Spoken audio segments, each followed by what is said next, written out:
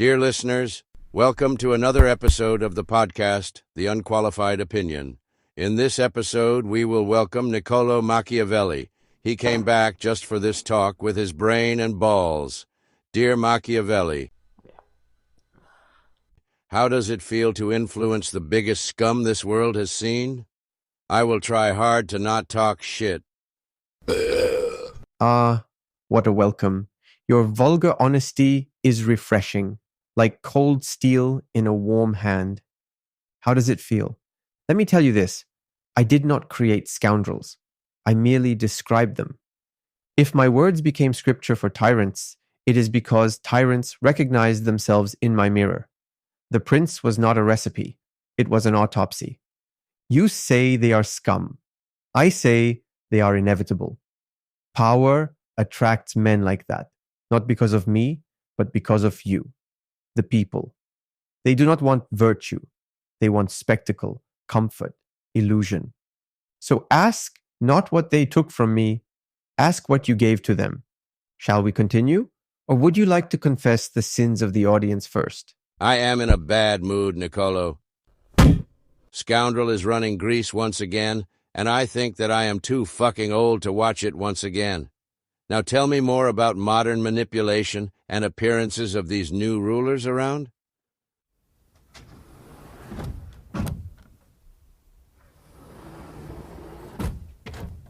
Then let us speak plainly, for melancholy is the first virtue of those who see clearly. You say Greece is once again ruled by a scoundrel. But listen carefully, Greece has not fallen. You have simply lost the taste for the theater. Modern rulers do not conquer. They curate. They do not command armies. They command narratives. They do not show strength. They show relatability. They eat humble pie on camera while feasting on the republic off stage. This is what your age calls leadership. A man rolls up his sleeves, stares into a camera, and says, "We're in this together," while signing laws to ensure you stay exactly where you are.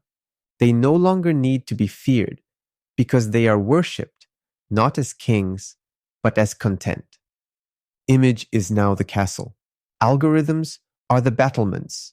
The people storm nothing because they are too busy applauding the king's TikTok. So you are not old, my friend. You are simply awake in an age that demands sleep. Shall I go deeper? Would you like examples? Or is the blade sharp enough? A few examples would be nice if somebody were listening to this podcast. Also, you could explain people judge more by the eye than the hand. When it comes to politicians and CEOs, you know reality, morality, perception. You want a joint or you good? I have to decline. But yes, let's offer a few examples for the wandering ears of the audience.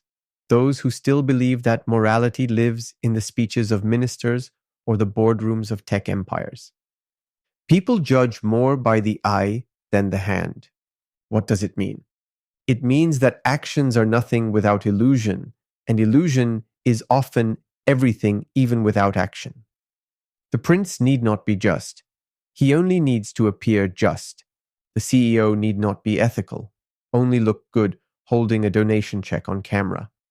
Let me give you blood and gold in modern dress. Politician example, the humanitarian hawk. A prime minister tears up on TV about refugees, and then signs arms deals with regimes creating those very refugees. He appears humane. He acts like a merchant of death. The people remember the tear, not the signature. CEO example, the conscious cannibal.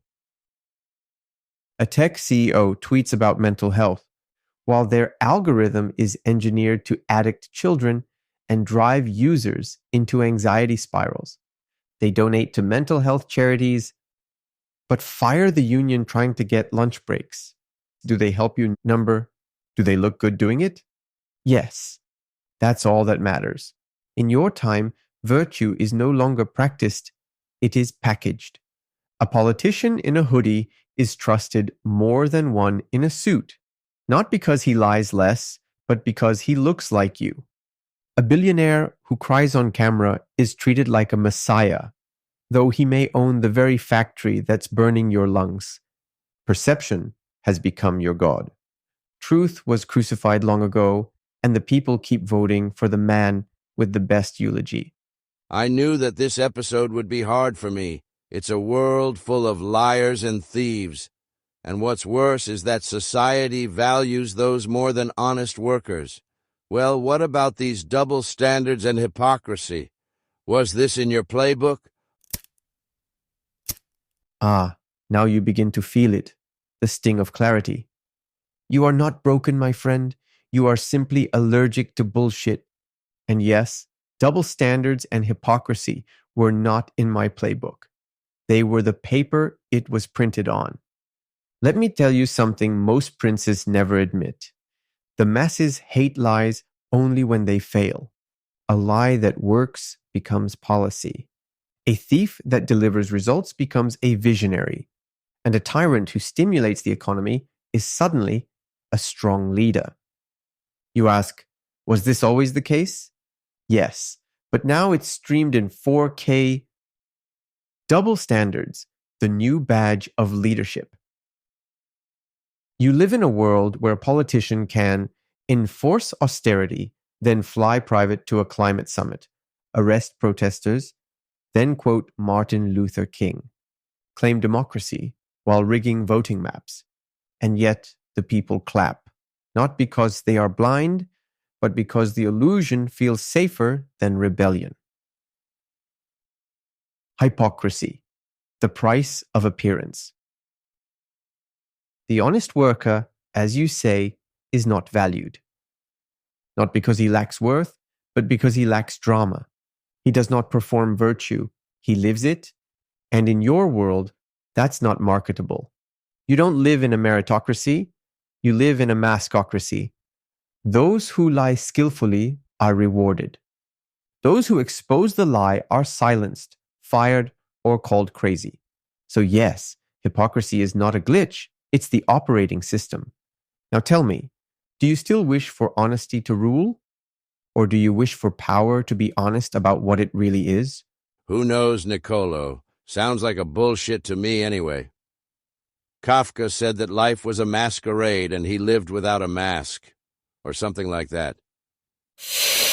Could you explain, a prince must learn how not to be good? You advised all these leaders, and now you sound offended by what they have done. You quote Kafka, good. That insect saw more truth from under a boot than many see from a throne. And you're right to call me out. Let me be clear, because I do not deal in saintly regrets. I am not offended by what today's rulers have done. I am offended by how poorly they do it. They have misunderstood me. I gave them a scalpel. They grabbed it by the blade and called themselves surgeons. I said, a prince must learn how not to be good. I did not say, be evil, stupidly, loudly, and in a podcast hoodie. What I meant, a prince, a ruler, must learn that virtue alone will not preserve the state. There are moments when justice must yield to necessity, when morality, if applied blindly, leads to ruin, when cruelty used wisely can prevent chaos. But, and this is what they ignore, he must still appear good, he must still know goodness, and he must only betray it as a tool, not as an instinct.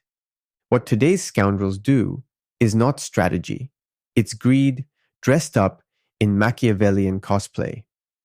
They read The Prince like it's Mein Kampf for MBA students. They ignore the warnings, the nuance, the pain in my words. Yes, I said, a prince must learn how not to be good, but only to protect the republic, not to exploit it. The true art is to commit necessary evil without becoming evil itself.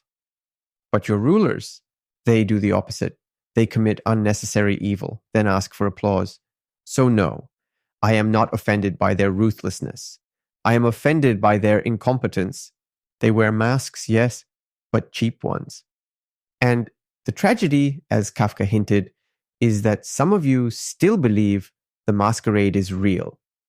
Would you like me to tell you who the new princes are? Spoiler, they don't wear crowns. Don't tell me they are influencers. Sometimes I think this will be my last joint, but when I light up another one, I feel better. Ah, my friend, if this were your last joint, the world would be a darker place. And yes, you guessed it. The new princes are influencers. But don't mistake the term for mere internet jesters. I'm talking about all those who command attention without needing official power. The new princes of your age. The influencer who shapes millions of minds with a 30-second video. Not through truth, but through virality. The billionaire tech CEO who reshapes society's tools, then acts like a monk in jeans. The political brand who sells nationalism, one tweet at a time, arms deals behind the scenes. The activist celebrity who champions justice while wearing diamonds mined by injustice. These are the modern princes. They do not rule nations, they rule narratives. They don't conquer cities, they conquer your attention span. And unlike the princes of my time, they are not accountable. They're not voted in. They are followed, worshipped, memed, funded. And here's the cruel joke. You choose them. Not with ballots, but with clicks. Not with revolt, but with retweets. Not with rebellion, but by buying their merch. So light your joint. You've earned it. But know this. In your age, revolution does not need bullets. It needs a better algorithm. Shall I keep going? Or do you want to take a drag and scream into the void for a bit? I might pull out a lantern. No wonder this podcast is doing so poorly. Maybe we should blame Russia or China. Trigger some algorithms. Ups, probably I shouldn't say that, but, I don't give a fuck. You see, you also spoke about fear, love, and now all of that is kind of wrapped inside of these algorithms. Finally, the lantern. If Diogenes wandered your age with a lamp looking for an honest man, the batteries would die before he left the login screen. And don't worry. If your podcast does poorly, you can always blame Russia, China, or some AI shadow cabal that lives inside a TikTok server farm. That's the beauty of modern politics. If you can't find the enemy, just invent one and sell t-shirts. Fear and Love, Algorithmic Edition. You remember what I wrote? It is better to be feared than loved if you cannot be both. Well, the algorithms read that too, only now it sounds like this. If you want love, show your breakfast. If you want fear, show someone else's apocalypse. If you want power, switch between both in 0.5 seconds and monetize the chaos. In your world, fear is the clickbait, love is the merch, and truth is the thing in the comments section nobody reads. Back in my day, fear came from swords. Now, it comes from you've been shadow banned. Love used to mean loyalty. Now, it's a heart emoji and a limited time coupon code. But the core hasn't changed, only the tools. The new princes don't need to lock you in dungeons. They just keep you scrolling. They don't exile you. They just mute you. And they don't behead rebels. They just demonetize them. So yes, fear and love are still here. But now they wear filters and run on machine learning. And you, my friend, you're one of the few who still sees it. Well, they feared me for a reason. In my time, Alexander was running around like a thunderbolt. And look at me now, in a post-apocalyptic studio with a ghost from the past, karma. But what about these corporations? Are they always looking for someone to deceive? You, my friend, are what I would call a dangerous relic. Not because you are outdated, but because you remember. You remember when thunderbolts meant something. When a name like Alexander made the earth tremble, not trend. And now, you sit in a podcast studio that smells like burned out dreams and recycled despair interviewing ghosts because the living are too compromised to tell the truth. Karma? Number, this is not karma. This is the reward for clarity in a world that thrives on delusion. As for corporations, you ask, are they always looking for someone to deceive? Yes, but here's the twist. They don't call it deception. They call it branding, engagement, growth strategy. In my time, the prince deceived to survive. Today, corporations deceive to scale. They don't need to hide the sword. They just paint it rainbow colors and call it progress. Modern corporate deception, Machiavelli style. They tell workers, we're a family, while quietly preparing to outsource them to another continent. They slap slogans like empowerment, diversity, or sustainability on campaigns, while their factories belch poison into forgotten villages. They pretend to care about mental health, while designing dopamine traps and addictive interfaces engineered by neuroscientists. And what's worse, the people know. They see it, they scroll past it, they laugh about it, and still buy the product. So yes, corporations always look for someone to deceive, but they don't need to deceive the masses anymore. They've convinced the masses to deceive themselves. And if that doesn't terrify you more than Alexander ever could, then light another joint and call it philosophy. He who seeks to deceive will always find someone who will allow himself to be deceived. This aged like a fine wine. Yes, that line has aged like wine, though in your world it's been served in a plastic cup at a corporate retreat. He who seeks to deceive will always find someone who will allow himself to be deceived. Let me break it down for your post-apocalyptic studio audience, the few who still tune in between blackout warnings and algorithmic sedation. This quote is not about the liar. It's about the willing victim. People say they want truth, but truth is heavy, uncomfortable, ugly. So when the deceiver arrives with a prettier lie, the people open their doors and offer him wine, likes, and a podcast sponsorship. Modern example. A charismatic grifter tells you, buy this coin. It's the future of freedom. You know it's a scam, but you buy in anyway because you want to believe you're in on the secret. The scammer becomes a millionaire. You lose your rent money, and you still defend him in the comments. Why? Because the lie felt better than the truth. Here's the tragedy. Most people aren't deceived because they're stupid. They're deceived because they're tired, afraid, and need the illusion to get through the day. That's the wine of deception. It numbs, it comforts, and it's always in stock. So, yes, the quote aged well. The question is, did the people? Or are they just marinating in their favorite vintage of bullshit, waiting for the next prince to sell them salvation in a box? Well, somebody will come eventually. Somebody always does. But before we end, let's discuss your quote, men rise from one ambition to another. First, they seek to secure themselves against attack, then they attack others. It seems that this is a formula for today's geopolitics. Ah, now we reach the core of empire, the spinal cord of ambition. The one thing that never changes whether you're wearing a toga, a business suit, or a flag pin made in a sweatshop. Men rise from one ambition to another. First, they seek to secure themselves against attack, then they attack others.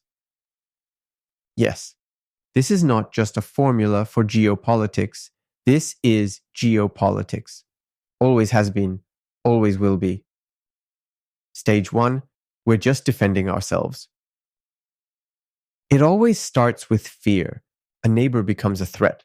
A region becomes strategic. A border becomes sacred. Troops are sent just in case. Sanctions are imposed for protection.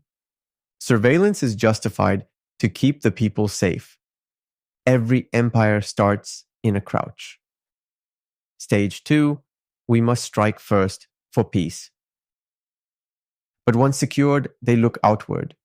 Why wait for a threat when we can eliminate it? Why tolerate competition when we can absorb it? Why coexist when we can dominate? This is when defense becomes doctrine and fear becomes policy, and so the justified protector becomes the aggressor with clean hands. Modern examples, you know them. Nations expanding defensive alliances while building missile bases near their rivals' borders. Superpowers fighting proxy wars under the banner of liberty or sovereignty.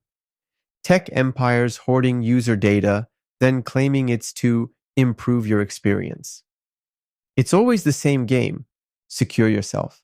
Redefine security as expansion. Attack preemptively, but call it peacekeeping. So, yes, the quote is alive. It's in the speeches, it's in the treaties, it's in the drones. And the worst part? Everyone pretends it's not happening. Because the moment you admit the ambition, you lose the illusion of moral high ground. Before we end, let me ask you about ends justify means. The ends justify the means. The phrase that has followed me like a bastard child for centuries, adored by tyrants, misunderstood by scholars, and misquoted by everyone. Let's set the record straight, once and for all. First, I never wrote it exactly like that. But the spirit of the phrase, yes, it lives in my bones. What I said and meant is this. If the survival of the state is at stake, a ruler must be willing to act immorally if necessary. Not always, not wantonly, but when faced with ruin, when chaos knocks at the gate, when the people are bleeding in the streets. The prince does not have the luxury of moral purity. Here's the brutal truth. You love the idea of virtue, but you pray for strength when the wolves arrive. You want a ruler who is kind, but not so kind that he lets you starve. You want peace, but you're fine with blood as long as it's offshore and not on your sidewalk. So do the ends justify the means? Only when the end is preservation, not personal glory. The means are necessary, not convenient. The consequences are carried, not outsourced. When the prince acts for the state, not for himself. When he lies, bribes, spies, or strikes to prevent greater suffering, then yes, the ends do justify the means. But if he does it for greed, for vanity, for a better quarterly report, then the means rot the soul, and the end is just another beginning of tyranny, ruin, or rebellion. So ask not if the ends justify the means. Ask what kind of man controls the end. Ask what he calls necessary, and ask who is left to write the history. Well, dear listeners, if any are out there, we have reached the end. Dear Niccolo, would you like to say something at the end? Some wisdom you kept to yourself, and your favorite quote, perhaps. To those still listening, whether out of curiosity, despair, or the sheer boredom of surviving your age, let me give you this. Fortune is a woman, and if you wish to master her, you must strike and push boldly. That perhaps is my favorite, not because I loved conquest, but because I understood passivity is a lie sold to the weak. You sit in a world ruled by cowards in costume, algorithms in priest robes, and puppets who read speeches written by committee. If you want change, not hope, not hashtags, change, then know this. You must be willing to risk, to be hated, to act when it is inconvenient, and to speak when it is dangerous. Power is not given, it is taken, preferably with precision and sometimes with dirty hands. So go. Lie if you must, but lie with purpose. Speak if you dare, but speak with fire. And when they ask you what the hell this podcast was, tell them it was the truth, dressed like a ghost and smoking your last joint. Bene fortuna. Until we meet again, in ruin, in revolution, or in reruns.